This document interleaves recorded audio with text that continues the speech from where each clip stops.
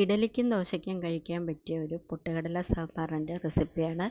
എളുപ്പത്തിൽ ഉണ്ടാക്കാം. അതുപോലെ തന്നെ ഇതിനകത്ത് പരിപ്പ് ചേർക്കുന്നില്ല, ഒരുപാട് കഷ്ണങ്ങളൊന്നും ചേർക്കുന്നില്ല. തക്കാളി ഉള്ളി മാത്രം ചേർത്താണ് ഇത് ഞാൻ ഉണ്ടാക്കിയെടുക്കുന്നത്.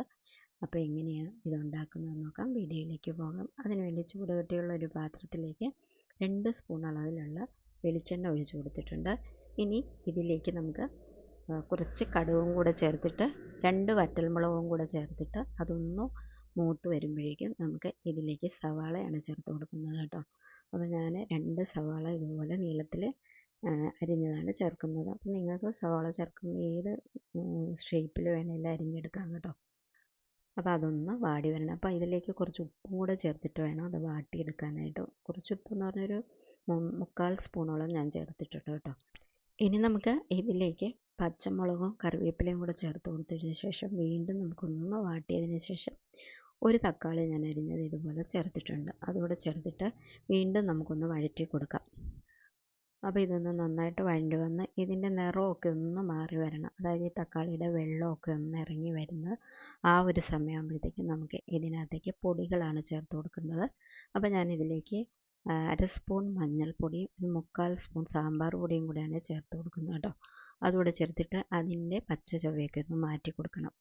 മാറ്റി കൊടുക്കുമ്പോഴത്തേക്കും ഇതിലേക്ക് ഇനി നമ്മൾ തിളപ്പിച്ച വെള്ളമാണ് ഒഴിച്ചു കൊടുക്കുന്നത്. പച്ചവെള്ളം ഒഴിക്കരുത്, തിളപ്പിച്ച വെള്ളം തന്നെ നമ്മൾ ഒഴിച്ചു കൊടുക്കുക. ഒഴിച്ചു കൊടുത്തതിന് ശേഷം ഇതൊന്ന് നന്നായിട്ട് മിക്സ് ചെയ്തതിന് ശേഷം നമുക്ക് ഇതൊന്ന് നന്നായിട്ട് തിളപ്പിച്ചെടുക്കണം.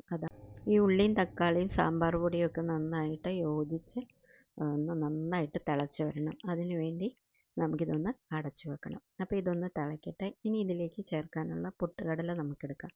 1/4 കപ്പിലും താഴെയുള്ള പൊട്ടുകടലയാണ് ഞാൻ എടുത്തിരിക്കുന്നത്. അപ്പോൾ ഇതൊരു 3 സ്പൂണോളം ഉണ്ട് കേട്ടോ. ഇത് നമുക്കൊന്ന് നന്നായിട്ട് പൊടിച്ചെടുക്കാം. അപ്പോൾ ഞാനിത് പൊടിച്ചെടുത്തിട്ടുണ്ട്. അപ്പോൾ നമ്മുടെ ഈ തക്കാളിയും ഉള്ളിയൊക്കെ നന്നായിട്ട് തിളച്ച് വന്നിട്ടുണ്ട്.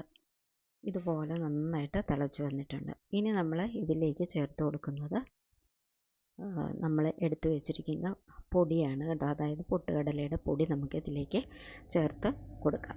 വേണമെന്നുണ്ടെങ്കിൽ ഇതിലേക്ക് ഒരല്പം, അതായത് ഈ പൊടി ഒരല്പം വെള്ളത്തിൽ മിക്സ് ചെയ്തിട്ട് വേണം ചേർത്ത് കൊടുക്കാം. പക്ഷേ ഞാനിപ്പോൾ അങ്ങനെ ചേർക്കുന്നില്ല, ഡയറക്റ്റ് ഇതിനകത്തേക്ക് തന്നെയാണ് ചേർത്തിരിക്കുന്നത്. അതിനുശേഷം ഇത് നമുക്കൊന്ന് നന്നായിട്ട് ഇളക്കി കൊടുക്കാം.